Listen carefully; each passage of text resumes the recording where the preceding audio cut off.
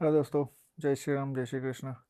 તો હું ઘણા ટાઈમથી વિચારતો હતો કે હું કોઈ વાયરલેસ હેડફોન લઉં, રાઈટ. અને આજે ડિસિઝન મેં કેન્સલ કરી અને મેં બેક ટુ બેઝિક્સ પર આવી ગયો છું. વાયર્ડવાળા હેડફોન મેં આજે લઈ લીધા છે એપલના, રાઈટ. એના બે ત્રણ રીઝન છે. પહેલાં તો ઘણા બધા ચાર્જર થઈ ગયા છે. જેવી રીતે મારી પાસે બે ફોન છે, બે લેપટોપ છે, રાઈટ.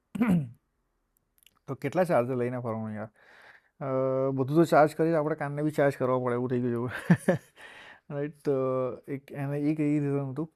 બીજું રીઝન એ હતું કે જે વાયરલેસ હેડફોન્સ હોય તે બ્લૂટૂથ યુઝ કરે, રાઈટ. તો બ્લૂટૂથના રેડિયેશન ને એના લીધે બી મેં ઘણા બધા વિડીયો જોયા, એમાં બતાવે છે કે રેડિયેશન ખાસું હાઈ હોય છે બ્લૂટૂથમાં. અને હું ડેવલપર છું, રાઈટ. તો હું જ્યારે કોડિંગ કરતો હોય ને ત્યારે મને સોંગ સાંભળવાના કે મ્યુઝિક સાંભળવાનું વધારે ગમે. સો લોંગ ટાઈમ યુઝ માટે એ નથી સારા. So that was another reason. બીજું કે ઇકો ફ્રેન્ડલી, રાઈટ.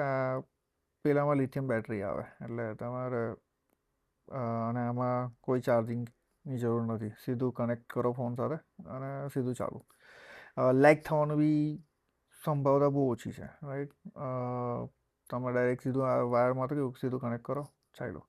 ત્રીજું કે શું કહેવાય, માઇક્રોફોન એકદમ આપણે જ્યારે બોલતા હોય, રાઈટ, મોની બિલકુલ નજીક છે એટલે સાઉન્ડ ક્વોલિટી બી ફોન પર વાત કરતા હોય કે કંઈ બી વિડીયો બનાવતા હોય તો સાઉન્ડ ક્વોલિટી બી એની સારી મળી જાય, રાઈટ. અને સિમ્પલ છે યાર, લાઈક કોઈ ફેન્સી કંઈ છે નથી, રાઈટ.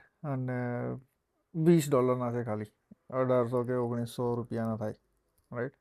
સો જ્યારે ખોવાઈ વોવાઈ બી જાય તો બી વધારે કંઈ ચસરે ના. સો મને કમેન્ટમાં બતાવો કે મારું ડિસિઝન બરાબર હતું કે નહીં, અને what is your opinion, right. So put in the comment box. અને ઓકે, મળીએ નેક્સ્ટ વ્લોગમાં.